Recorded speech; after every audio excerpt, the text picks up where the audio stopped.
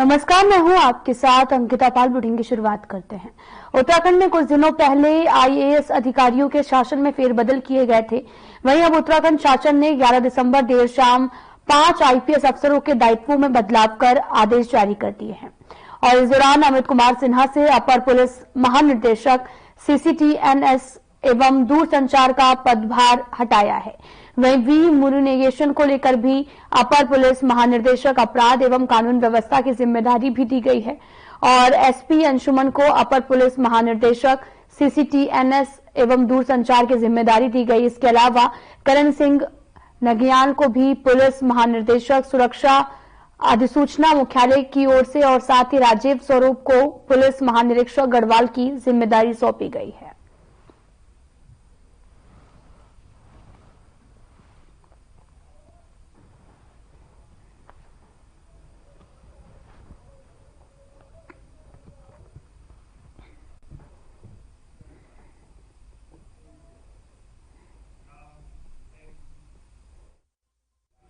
उत्तरांचल प्रशिक्षण संस्थान नैनीताल द्वारा व्यापक आपदा प्रबंधन जागरूकता कार्यक्रम का आयोजन किया गया है, जिसका उद्देश्य स्थानीय समुदायों को प्राकृतिक आपदाओं के प्रभाव को कम करने के लिए आवश्यक ज्ञान और कौशल से सुसज्जित करना था।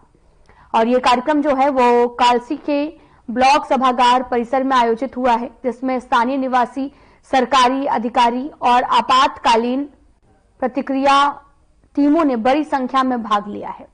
और इस कार्यक्रम में मुख्य रूप से भूकंप, बाढ़ और भूस्खलन जैसी प्राकृतिक आपदाओं के लिए भी स्थानीय समुदायों को तैयार करने पर जोर दिया गया है, जो कि उत्तराखंड के पहाड़ी क्षेत्रों में आम है।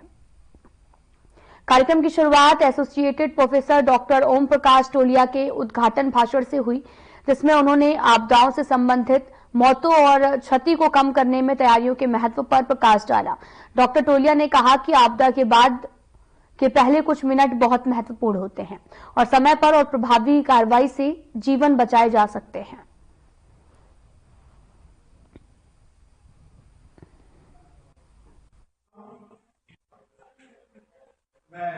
हमारे महानिदेशक महोदय श्री बीपी पाटिल जी, डॉक्टर रघुनंदन सिंह टोलिया, उत्तराखंड प्रशासन अकादमी के महानिदेशक के दिशा निर्देशों के तहत इस कार्यक्रम का आयोजन यहाँ पर किया गया है। जनपद देहरादून के कालसी तहसील को हमने चुना है और इसमें लगभग 55 से 60 प्रतिभागियों का प्रतिभागिता हुई है, जिसमें ग्राम विकास अधिकारी, राजस्व निरीक्षक, आशा वर्कर, एएनएम, पीआरडी के लोग, पुलिस विभाग के लोग, फायर विभाग के लोग सम्मिलित हुए हैं।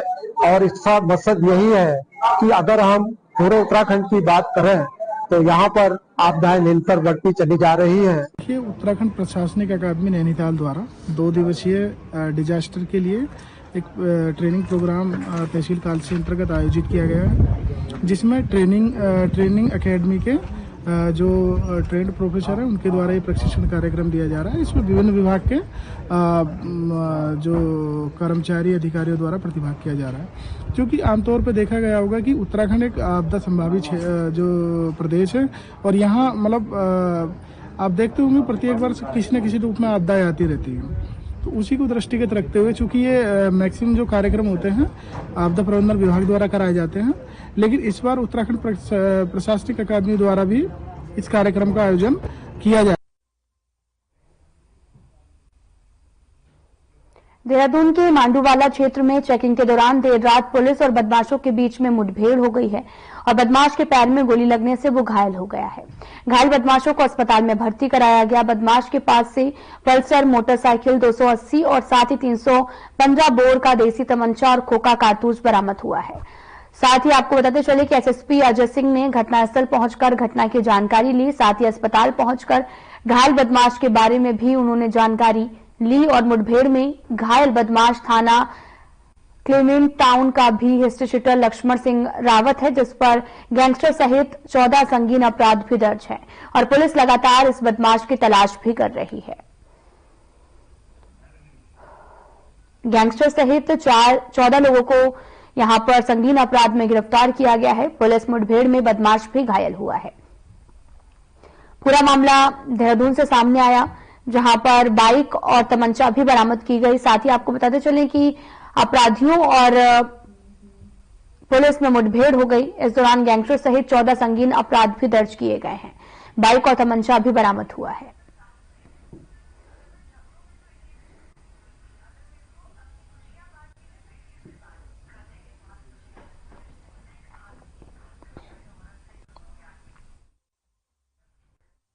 उत्तराखंड में मौसम ने करवट बदल दी है और जहां पर सर्द हवाओं के चपेट में आ गया, पहाड़ी इलाकों में बर्फबारी भी शुरू हो चुकी है, जबकि मैदानी क्षेत्रों में कोहरे और ठंडी हवाओं ने लोगों की दिनचर्या भी बदल दी है।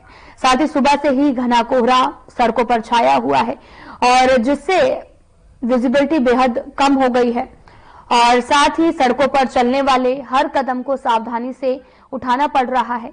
वाहन चालकों को तो जैसे सफर करना एक चुनौती बन गया है, क्योंकि कोहरे के कारण विजिबिलिटी बिल्कुल खत्म हो गई है।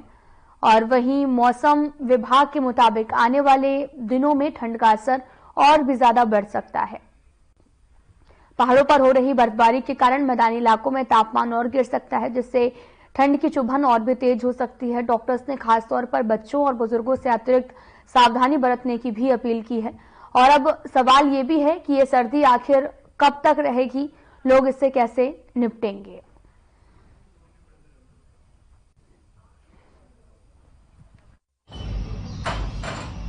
क्योंकि अभी विंटर्स शुरू हो गए हैं, तो सर्दियों में जो हमें स्पेशली ध्यान रखना है, अपने बच्चों को गर्म कपड़े टाइम से पहना के रखें, कैप ऐप लगा के रखें, ड्राई फ्रूट्स दें बच्चों को, मॉर्निंग में बादाम हो गया या फिर अखरोट, ये सब चीजें। और भारी चीजें ना खाएं, भारी चीजें बहुत मुश्किल से डाइजेस्ट होती हैं, तो जैसे छोले, राजमा, उड़द, ये सब चीजें बच्चों को भी नहीं दें और बड़ों को भी थोड़ा हल्का डाइट, क्योंकि जब हमेशा वेदर चेंज होता है तो बॉडी भी उसको एब्जॉर्ब करने में या फिर एक्सेप्ट करने में थोड़ा टाइम लेती है।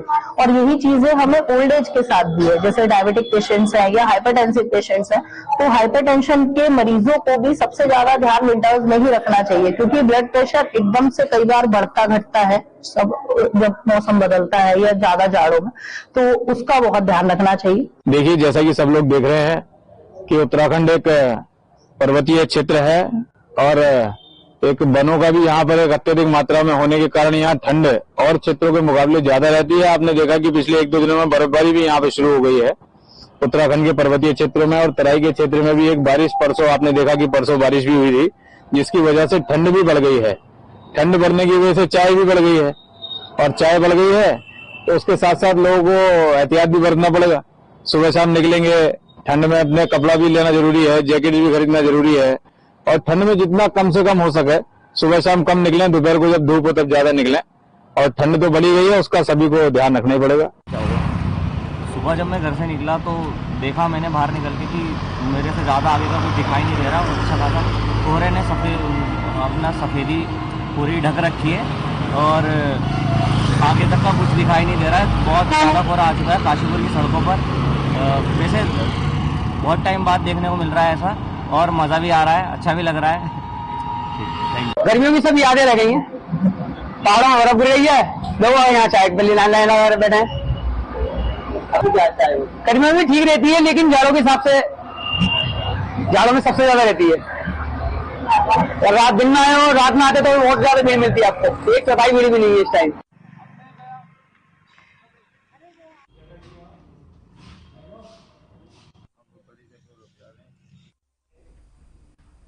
फिलहाल यहां रुकते हैं छोटे से ब्रेक के लिए।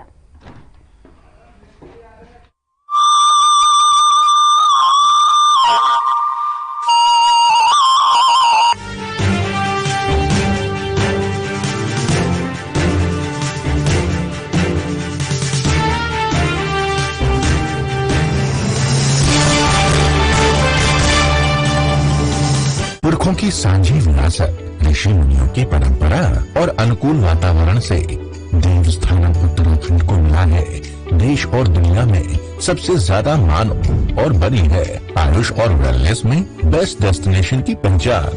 We all came here to clean our 5 chakras, and so far so good. We really enjoy it, and I give my best wishes for the government of Uttarakhand.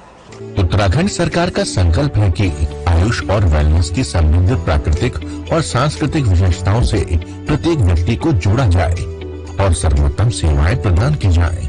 देवभूमि उत्तराखंड में 300 से ज्यादा आयुष और वेलनेस सेंटर संचालित किए जा रहे हैं, जिसमें प्राकृतिक आयुष उपचार और योग प्रदान किया जा रहा है।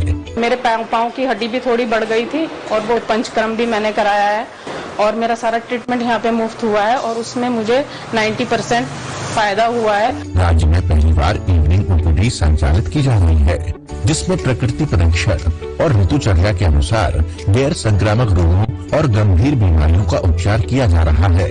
मेरे को MND था, मोटर न्यूरॉन डिजीज, जिसमें मुझे नसों में झंझनाहट होती थी और मेरा राइट हैंड वर्क नहीं कर पाता था। मैं पिछले 20 दिनों से यहाँ पर मात्रावस्थी और मरम चिकित्सा ले रहा हूँ, जिससे मुझे 50 से 60% रिमूव हो पा रहा है, आराम मिल पा रहा है। प्रधानमंत्री नरेंद्र मोदी के आह्वान पर इंटरनेशनल योगा डे का उत्तराखंड में सफल संचालन होता है। उत्तराखंड सरकार डिजिटल कार्यक्रम आयुर्वाणी और आयुर तरंगिनी मैगजीन के माध्यम से योग और आयुष से जुड़ी जानकारी जनता के बीच पहुंचा रही है। मुख्यमंत्री पुष्कर सिंह धामी के संकल्प से आयुष और वेलनेस में निवेश के द्वार खुले हैं। सांझी विरासत को संजो रही है उत्तराखंड सरकार। आयुष और वेलनेस है स्वस्थ जीवन शैली के आधार।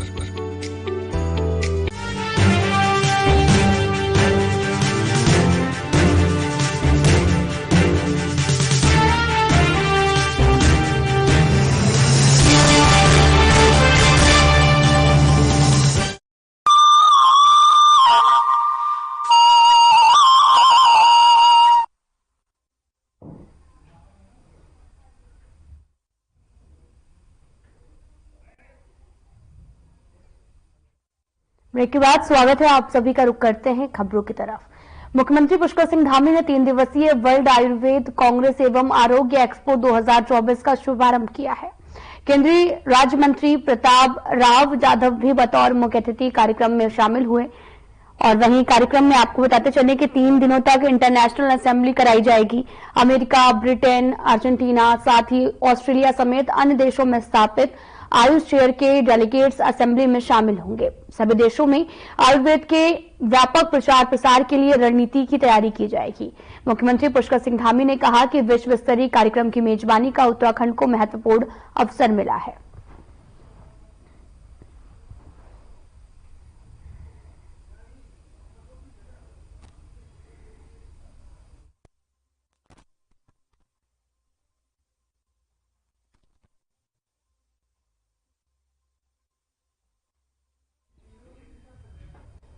देहरादून में 5 आईपीएस अधिकारियों के तबादले किए गए हैं, जहां पर अमित कुमार सिन्हा को अपर पुलिस महानिदेशक CCTNS एवं दूर संचार से मुक्त किया गया है। जहां पर आपको बताते चले कि मुरुगेशन को अपर पुलिस महानिदेशक अपराध एवं कानून व्यवस्था की जिम्मेदारी दी गई है। इसके साथ ही AP अंशुमान को भी अपर पुलिस महानिदेशक CCTNS एवं दूर संचार की जिम्मेदारी भी दी गई है और करण सिंह नगन्याल को भी पुलिस महानिदेशक सुरक्षा अधिसूचना मुख्यालय की जिम्मेदारी दी गई। इसके साथ ही राजीव स्वरूप को पुलिस महानिरीक्षक गढ़वाल की जिम्मेदारी दी गई है।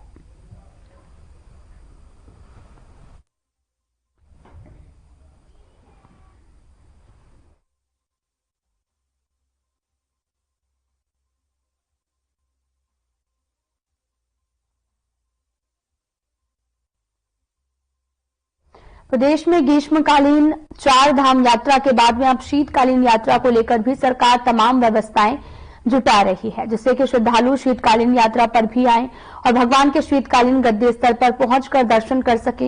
इसको लेकर BKTC अध्यक्ष अजेंद्र अजय ने कहा कि प्रदेश में तीर्थाटन की अपार संभावनाओं को देखते हुए मुख्यमंत्री ने शीतकालीन 4 धाम यात्रा का शुभारंभ किया और इसी के लिए तमाम व्यवस्थाओं को भी जुटाया जा रहा है।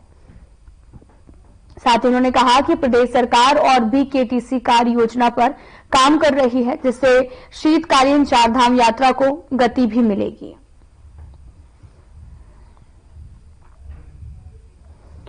आपको बताते चले कि शीतकालीन यात्रा को लेकर जानकारी दी गई। BKTC अध्यक्ष ने इस पूरे मामले की जानकारी दी। कार्य योजना पर सरकार लगातार काम कर रही है। दरअसल शीतकालीन यात्रा की शुरुआत होने वाली है और ये सरकार की पहली पहल की है, जहां पर BKTC अध्यक्ष ने इस पूरे मामले की जानकारी दी। कार्य योजना पर भी सरकार काम कर रही है।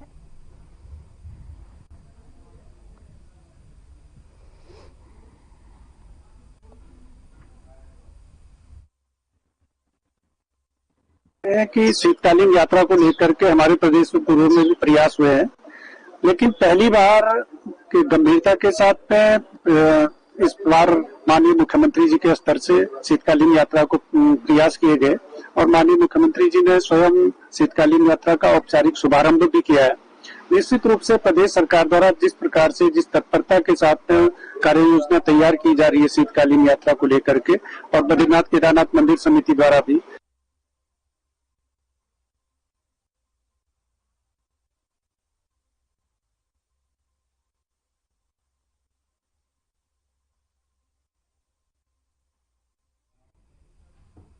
उत्तराखंड में राज्यपाल द्वारा निकायों में ओबीसी आरक्षण के विधेयक को मंजूरी मिलने के बाद राज्य में निकाय चुनाव का रास्ता साफ हो गया है, जिसके बाद बीजेपी और कांग्रेस ने निकाय चुनाव को लेकर तैयारियां भी तेज कर दी हैं।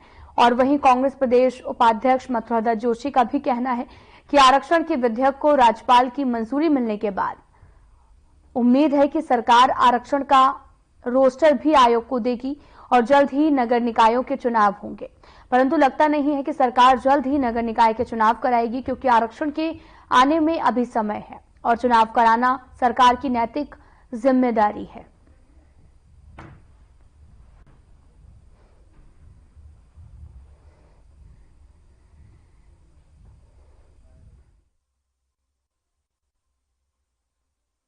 विधेयक को मंजूरी मिली है। आरक्षण का जो विधेयक गया था राजभवन, उसको मंजूरी राज्यपाल महोदय ने दिया। उम्मीद करते हैं कि जल्दी ही सरकार आरक्षण का रोस्टर भी आयोग को देगी, सरकार प्रस्तुत करेगी और ये उम्मीद करते हैं शीघ्र ही नगर निकाय के चुनाव होंगे। लेकिन लगता नहीं कि सरकार जल्दी नगर निकाय के चुनाव करेगी, क्योंकि आरक्षण के आने में भी अभी समय है। फिर उसके बाद आपत्तियां आएंगी, उसके बाद भयंकर ठंड का प्रकोप भी है, बोर्ड के पेपर भी है, तमाम तरह की नई घटनाएं होंगी।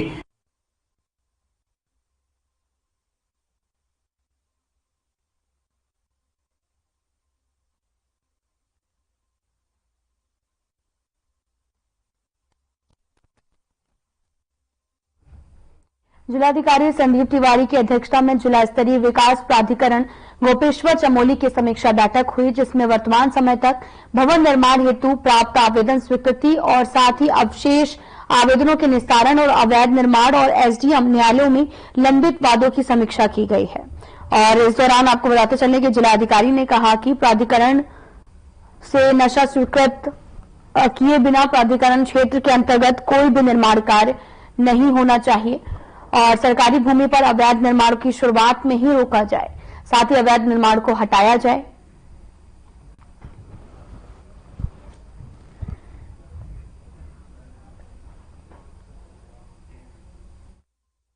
यहां रुकते हैं एक छोटे से ब्रेक के लिए।